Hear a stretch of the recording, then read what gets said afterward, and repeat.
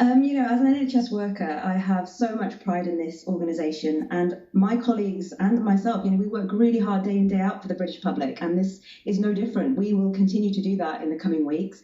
And yes, we are ready to be retrained in order to provide help where it's needed. What is galling about all of this is that we don't feel like we're being supported from the highest levels, and this is particularly when it comes to the issue of personal protective equipment, so PPE. There is a huge amount of anxiety amongst my colleagues around the country, not just in London, about the fact that the NHS is going to be flooded with a tsunami wave of really sick COVID patients very shortly, and we do not have the capacity to deal with it. Not only are we then going to be asked to act outside of our competence level, possibly, definitely outside of our comfort zone, but then to do all of that without proper protective equipment, and to me that feels like it's too much for us to be asked to do. But the government says it is getting through now. They brought in the military to distribute it, and also you say let down by government. The Chancellor has said he will spend whatever it takes on the NHS to get this job done, to make sure you can cope. Are you not reassured by that? To be honest, if you're going to prepare for a pandemic, you need to prepare in advance. And to prepare now several weeks into a pandemic and to be throwing money at the problem now, it seems like too little and far too late. I'm not going to go into the issues around whether the public health control measures were adequate in this case, but the fact is that the NHS is going to be inundated with cases that possibly could have been prevented with stricter public health controls earlier. But even over and above that, this government has systematically underfunded and weakened this NHS in previous years, which means that even in the best case scenario, the NHS was never going to be able to step up to this problem. We already have one of the lowest intensive care capacities in Europe. We have some of the fewest acute beds in Europe. And this idea, there's a lot of wartime rhetoric going on right now about being in this all together. But we know, we've had reports just today that the Department of Health rejected high-level medical advice about stockpiling PPE in the event of a pandemic just like this one, because they wanted to save money. And we also know that incompetence has meant that we've missed out on a potential offer for 25,000 life-saving ventilators. Of course, I don't feel reassured. All of the reports are telling me otherwise, and everything that's being said at the highest level does not match what we're seeing on the ground. Well, I mean, it's very difficult to predict something on this scale, but so what are your main worries then? If this onslaught of cases does happen, what are your worries? Where are the weaknesses in the NHS? Is it beds? Is it still ventilators? So we can fully expect that this onslaught will happen. We know that we are not any different. Why would we be any different to any of the countries that have gone before us? We can see what's happening in Italy. We can see what's happening in Spain. And the reality is that the NHS has not been prepared in any shape or form for this kind of thing. And what I mean by that is not preparation for a pandemic. What I mean is a strong public health system. So I mean the very basics in terms of having really good basic care and the right number of beds for a population of 65 million people. The fact is that in terms of intensive care capacity, we don't have enough, and we don't have enough staffing to be able to man those beds, even if we did have those beds.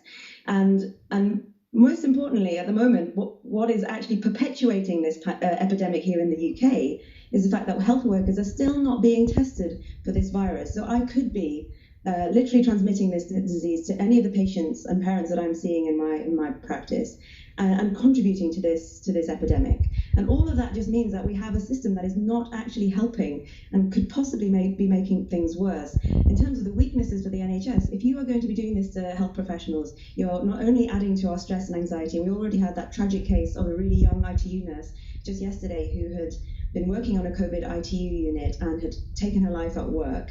So we have that as one thing, but we might well be becoming sick because we're not being protected, and that's just going to leave even bigger gaping holes in a system that is already weakened. Right. So what happens when you have you asked for a test? People are being tested. Have you yourself asked for a test? Have many consultants in the NHS asked for tests, do you know? There are no tests available to health workers. I'm astounded to hear that people like Boris Johnson and Matt Hancock are being tested, but the fact is that health workers are not being tested. And the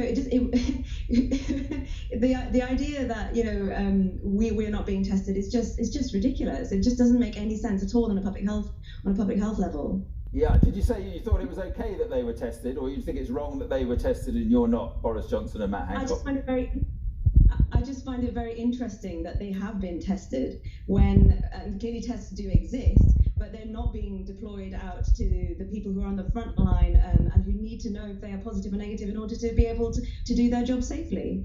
So when you approach what you're going to be asked to do, which is, as you say, you're going to be trained to do something that you're not, or asked to do something that you're not trained to do, do you have fear of that? Are you worried as an individual about that? I mean, naturally, being able to do something new is always going to induce anxiety. Obviously, this is an urgent situation. It's an emergency, and we need to act quickly. There is no question that being repurposed and being redeployed within the NHS is absolutely the right thing to do. And I have no issue with being asked to do things that are not normally within my comfort zone. That said, there is something that adds to all of this, which is the fact that we don't feel like we're being adequately protected when it comes to protecting ourselves from the disease and from the virus. So it's all of this together that just creates this perfect storm. I should say, sorry to interrupt you, but I should just say I have spoken to doctors, in ICUs and A&E units, emergency departments, who say they do have the equipment. So some hospitals obviously are getting the equipment. It's obviously patchy around the country. But I think my last point is, some of those doctors also said that the NHS always gets through. It always copes. It somehow manages to cope. Do you think this time that it may not? So first, to address the first issue, I think you're right that the delivery of PPE around the country is patchy. I've been really lucky that I'm in a place which actually is doing everything it can, and managers are desperately trying to make sure that both staff and patients are part of a safe service. That is absolutely true. This idea that the NHS will always get through, it only gets through because of the hard work of the people who work in it.